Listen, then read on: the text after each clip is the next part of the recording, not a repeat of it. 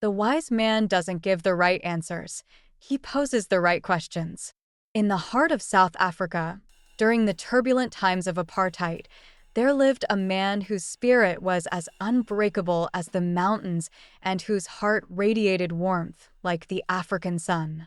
This man, Nelson Mandela, known as Madiba, believed in the power of unity and compassion. His leadership wasn't forged in the halls of power, but in the depths of resilience, kindness, and an unwavering commitment to justice. Mandela spent 27 long years behind bars, not for a crime, but for the belief that his people deserve to live in a nation free from the chains of racial segregation. Upon his release, instead of harboring bitterness, he emerged with a vision of peace and reconciliation, a vision that would shape the future of a nation. Shortly after his release, Mandela stood at a pivotal crossroads. South Africa was on the brink of civil war, with tensions simmering between the white minority and the black majority. Fear and anger were palpable, and many looked to Mandela for a decisive, forceful response. But Mandela, with his characteristic calm and wisdom, chose a different path.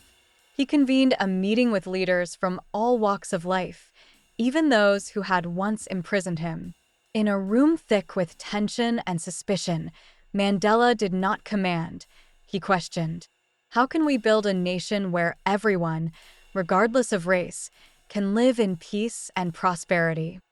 His voice, steady and resolute, cut through the air, inviting reflection rather than rebellion. This question was a beacon of hope, a call for unity that transcended the bitterness of the past.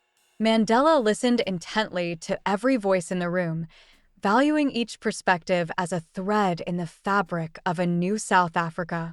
At one point, a young, fiery activist, known for his uncompromising stance, stood up.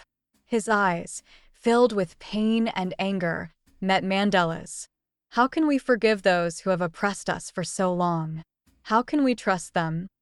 Mandela's reply was a gentle but powerful balm for the soul. Forgiveness liberates the soul. It removes fear. That is why it is such a powerful weapon. If we respond to oppression with oppression, we become what we despise. If we respond with forgiveness, we open the door to a new future.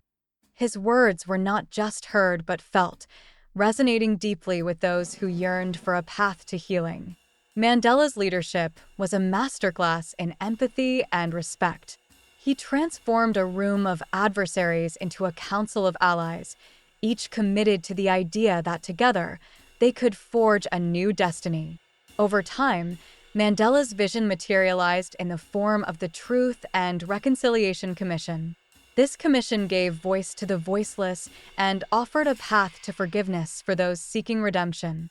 It was a painful but necessary step towards building a rainbow nation, a South Africa where all races could coexist in harmony.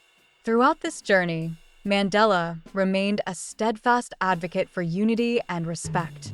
He often shared an African proverb: "If you want to go fast, go alone. If you want to go far, go together." His leadership was not about issuing orders from a place of power, but about empowering others to work together for a common cause.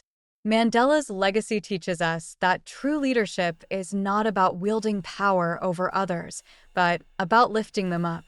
By fostering respect, empathy, and collaboration, we can build a future where all voices are heard and valued.